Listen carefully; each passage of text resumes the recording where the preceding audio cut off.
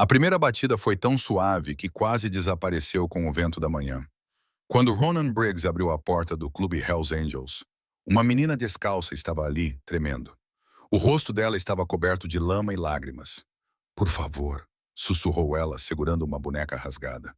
Eles magoaram a minha mãe. Ela está a morrer.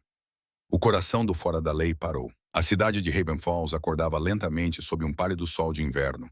O vapor subia dos telhados ao longo da estrada principal vazia. Na periferia da cidade, erguia-se um edifício castigado pelo tempo, pintado de vermelho e branco. A sede local do Hells Angels. No interior, o café chiava numa cafeteira de metal, enquanto os homens remendavam casacos e planeavam a sua próxima viagem de caridade. O seu presidente, Ronan Briggs, um ex-bombeiro de ombros largos com cicatrizes de queimaduras num dos braços, acreditava em duas coisas: lealdade e misericórdia. Conduz com força, ajuda com mais força, costumava dizer. Quando uma batida tímida ecoou pelo corredor, todas as cabeças se levantaram. Ronan abriu a porta, esperando um repórter ou algum problema. Em vez disso, uma menina pequena, com apenas 7 anos, olhou para ele, tremendo, segurando uma boneca sem um braço. O seu nome, ela sussurrou, era Lucy May. A sua voz rachou como vidro quebrado. Eles bateram na minha mãe. Ela não acorda. Atrás dela, a névoa da manhã saía da floresta como o hálito de algo ferido. Ronan ajoelhou-se, o couro a ranger. Onde está a tua mãe, querida? Lucy May apontou para a estrada sinuosa em direção às planícies do rio. A caravana com a porta azul. Bear, chamou Ronan ao seu sargento, pega no kit médico e nos cobertores, aquece a carrinha. Em poucos minutos, os anjos estavam em movimento, sem perguntas, sem hesitação. O comboio partiu em silêncio sombrio, o cromo brilhando através da névoa. Lucy May viajou ao lado de Ronin, envolta no seu casaco de couro que a envolvia completamente. Ela tentou esconder-se, murmurou a criança, mas eles continuaram a bater-lhe. Cada palavra penetrava mais profundamente no peito de Ronan. Quando chegaram ao parque de caravanas, este parecia deserto, exceto pelo som de água a pingar e uma luz quebrada na varanda a piscar como um aviso. Ronin abriu a porta com um pontapé. Lá dentro, o caos. Sangue no balcão, cadeiras viradas, o cheiro amargo de uísque. No chão, uma mulher respirava ofegante, com respiração superficial e irregular. Chame a polícia, gritou Ronan. Mara Ellison, a mãe de Lucy May, estava inconsciente, com o rosto machucado e os lábios rachados. Bear agachou-se ao lado dela, verificando o pulso. Ainda está aqui, mas está a enfraquecer, murmurou. Ronan pressionou uma toalha na têmpora dela, com voz baixa e firme. Está segura agora, senhora. Fique conosco. Lucy May ajoelhou-se ao lado deles, segurando a mão da mãe. Ela disse que eles voltariam à noite. Ela choramingou. Ronan cerrou os dentes. Quem? Os homens do ferro velho. O Sr. Dalton e os seus amigos. Aquele nome soou como um martelo. Dalton dirigia um pequeno grupo que extorquia dinheiro das pessoas ao longo da margem do rio, conhecido pela crueldade e covardia. Ronin olhou em volta. Pegadas de botas na lama, fechadura partida, salpicos de sangue. Virou-se para os seus homens. Vamos levá-la daqui. Agora os anjos levantaram Mara gentilmente, colocando-a numa maca. Lucy May subiu ao lado dela enquanto os motores voltavam a ligar. A chuva começou a cair, constante, implacável, lavando o sangue da soleira, enquanto rugiam em direção ao hospital Haven Falls. No Haven Falls Regional, as enfermeiras congelaram quando 6 homens vestidos com coletes de couro irromperam pelas portas carregando uma mulher espancada. A voz grave de Ronan cortou o alarme. Ela não é mais um número. Ajudem-na. A equipa obedeceu instantaneamente. Mara foi levada às pressas para a sala de trauma, enquanto Lucy May sentava-se trêmula numa cadeira do corredor. As horas passavam lentamente. A chuva escorria pelas janelas. As luzes fluorescentes zumbiam. Finalmente, um médico se aproximou.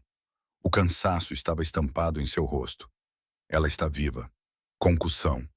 Costelas fraturadas. Hemorragia interna. Mas ela é uma lutadora. Ronin exalou, os ombros caindo de alívio. Ele olhou para a criança. Ela vai sobreviver, garota. Lucy May inclinou-se para ele, sussurrando. Vocês são anjos de verdade? Ronan sorriu levemente. Não do tipo com auréolas. Quando o médico perguntou quem cuidaria da papelada, Ronan deu um passo à frente.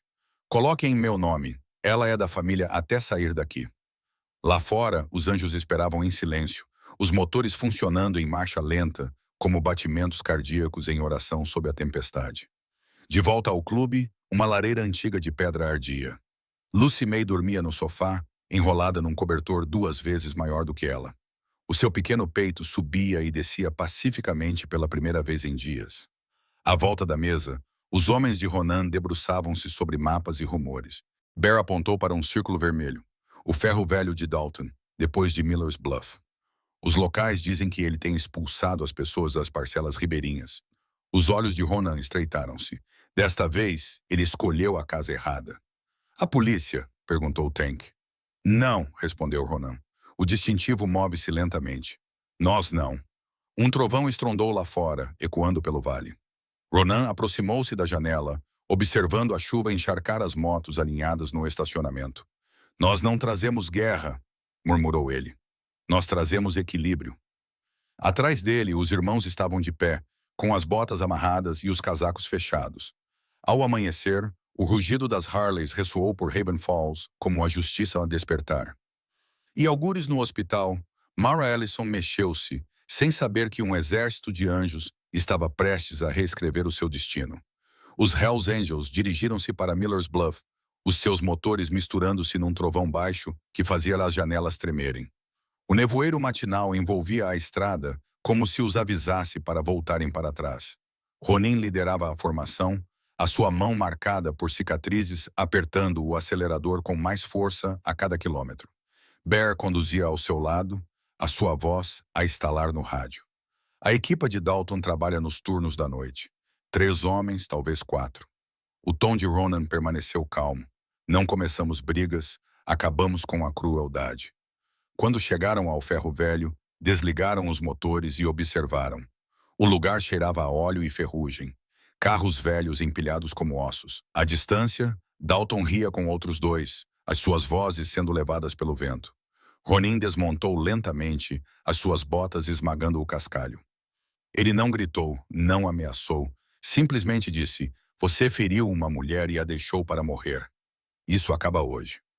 Dalton sorriu com desdém. Não é da tua conta, motociclista. Mas quando 50 Harleys rugiram atrás de Ronin, o sorriso de Dalton se transformou em medo. Dalton recuou, com as mãos a tremer, embora tentasse esconder. Não podes nos tocar, cuspiu. A lei está do nosso lado. A voz de Ronan era calma, quase gentil, assim como a fé de sua filha quando ela bateu à nossa porta.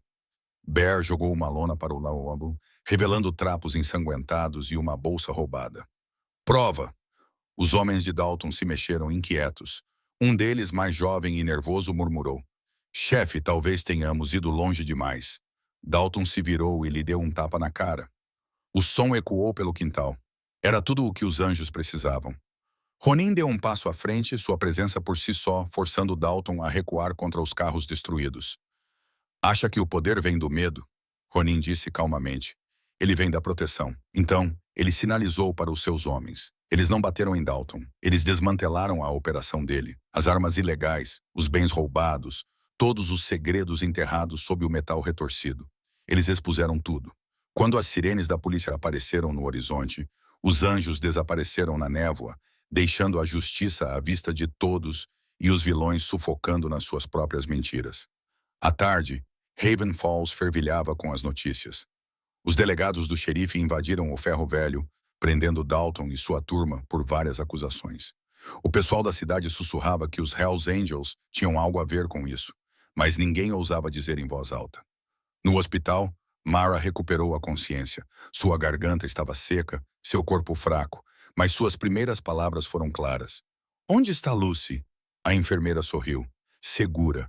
Aqueles motociclistas, seus anjos, a trouxeram para cá.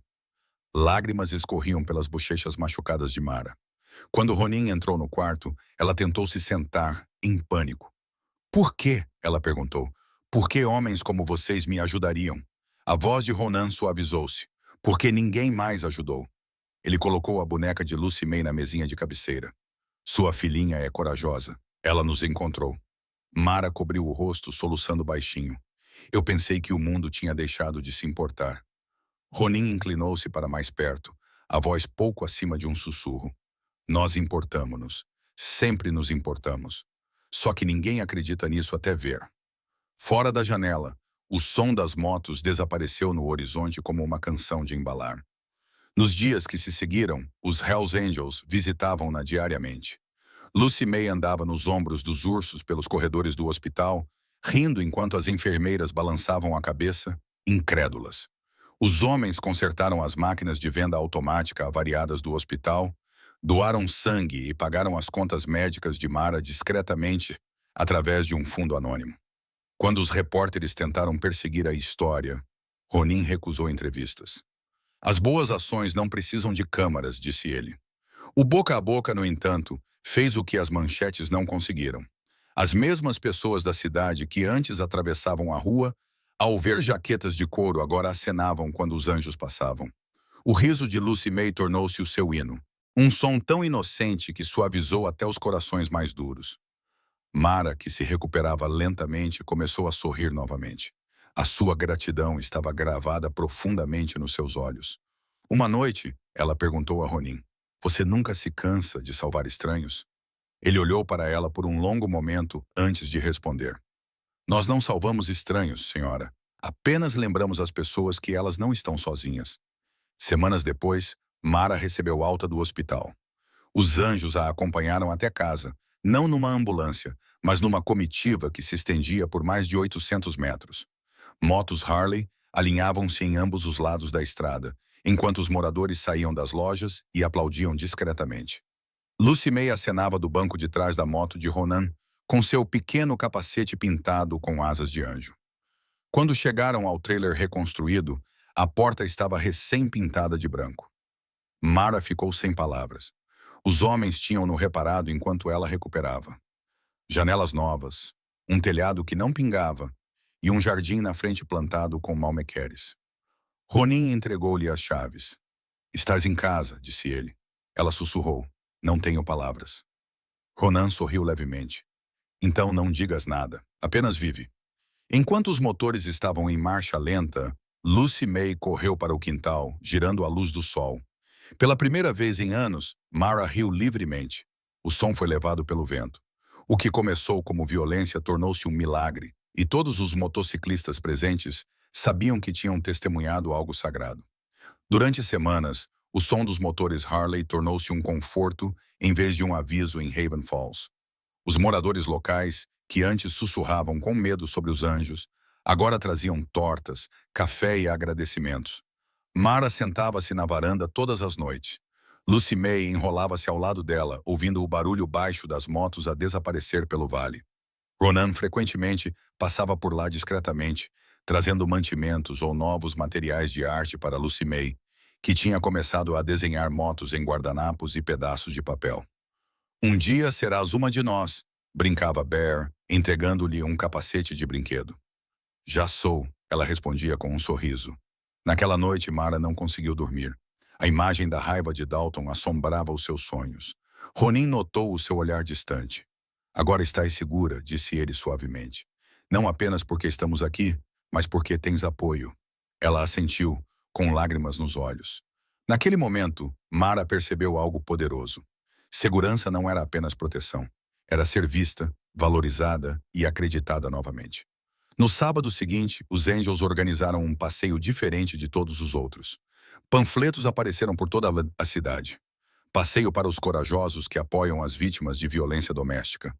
Foi uma ideia de Lucy May, escrita com a sua caligrafia irregular. Mais de 100 motociclistas reuniram-se ao amanhecer, com os motores a brilhar sob a luz dourada. Mara, vestindo uma jaqueta de couro doada com a palavra esperança, bordada nas costas, ficou ao lado de Ronin. Quando lhe entregaram o microfone, a sua voz tremeu, mas manteve-se firme. Eu costumava pensar que ninguém ajudaria pessoas como nós, começou ela. Mas a bondade às vezes veste couro. A multidão explodiu em aplausos. Quando o comboio partiu, as crianças acenavam com cartazes feitos à mão e até o xerife saudou da sua viatura. Não era um protesto, era a redenção em movimento. Mara viajava no caminhão da frente com Lucy May ao seu lado. os seus sorrisos emoldurados pela estrada sem fim à frente. A mesma autoestrada que outrora trouxe terror agora transportava amor rugindo pelas colinas. A angariação de fundos superou todas as expectativas. As doações chegaram em grande quantidade, o suficiente para abrir um pequeno abrigo perto de Haven Falls para mulheres e crianças vítimas de abuso.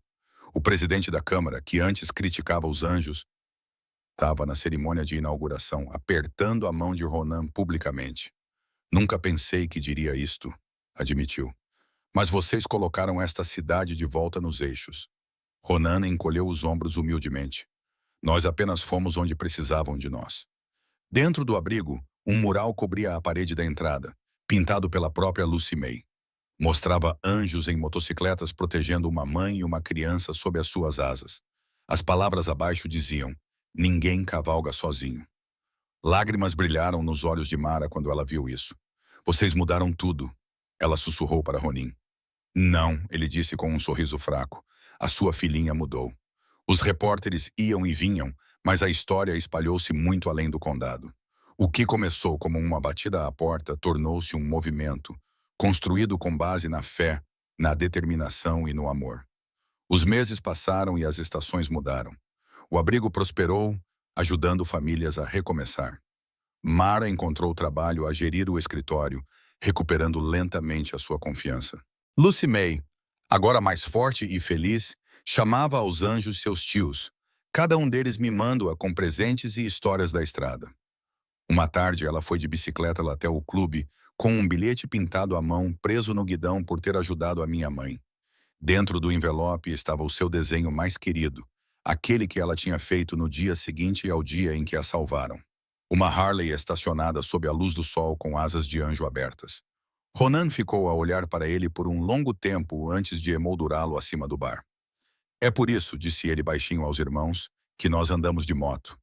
Os outros concordaram solenemente com a cabeça. Nenhuma palavra poderia capturar o significado daquela imagem.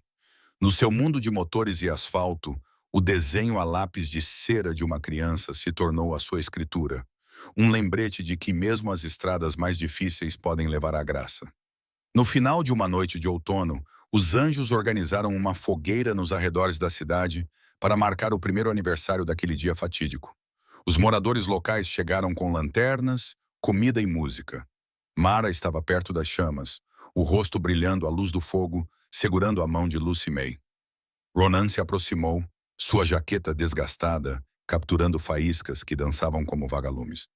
Vocês duas estão prontas para a surpresa? Perguntou ele com um sorriso. Atrás dele, Barry e Tank trouxeram uma pequena mini-bike vermelha recém-pintada com as palavras Anjinho no tanque. Lucy May suspirou. É minha? Ronin agachou-se. Tu mereces. A multidão aplaudiu quando ela subiu, fingindo acelerar enquanto todos riam. Pela primeira vez na história de Haven Falls, a alegria superou o julgamento. Mara enxugou as lágrimas, sussurrando. Tu devolveste a infância dela. Ronan olhou para o céu, o fogo refletindo nos seus olhos. Não, disse ele suavemente. Ela devolveu a humanidade a todos nós. O inverno chegou a Haven Falls, cobrindo os telhados de gelo e sussurrando através dos pinheiros. No abrigo, Mara serviu chocolate quente para os recém-chegados, mulheres com olhos assombrados e crianças silenciosas. Ela ofereceu-lhes calor, conforto e algo ainda mais raro, compreensão. Ronin e os anjos visitavam-nos todas as semanas, consertando encanamentos, trazendo suprimentos e sentando-se para jantar com as famílias. Uma noite, uma tempestade cortou a energia. O pânico se espalhou entre os hóspedes até que o som distante de motores ecoou pela estrada. Momentos depois, faróis brilharam através da neve. Os anjos haviam chegado, suas motos iluminando o abrigo como lanternas guardiãs. Não queríamos que vocês se sentissem sozinhos esta noite, disse Ronan, distribuindo lanternas e cobertores. Enquanto se reuniam em torno da fogueira, Mara percebeu que aqueles homens que antes pareciam perigosos se tornaram sua maior segurança. E para Lucy May, eles não eram mais bandidos. Eram heróis em couro e aço, prova de que os anjos às vezes andavam sobre duas rodas. Com o retorno da primavera, as paredes do abrigo se encheram de cor, flores desabrochando em latas de café recicladas, risadas ecoando pelos corredores. Uma equipe de televisão veio filmar um segmento sobre a gentileza inesperada dos Hells Angels. Mara ficou diante da câmera com os olhos brilhantes. Eles não salvaram apenas as nossas vidas, disse ela suavemente. Eles deram-nos um propósito. Ronan ficou atrás dela, desconfortável com a atenção, coçando a barba enquanto Lucy May mostrava orgulhosamente a sua arte ao cinegrafista. Ela tem mais coração do que todos nós juntos, murmurou Tank, sorrindo. O segmento foi ao ar nacionalmente. Mensagens chegaram de todo o mundo. Pessoas oferecendo doações, outras compartilhando histórias de como foram inspiradas a ajudar estranhos. O movimento que começou com um único resgate havia se tornado algo imparável. Quando os repórteres perguntaram a Ronin por que eles fizeram isso, ele deu de ombros. Porque há muito tempo, alguém também nos deu uma chance.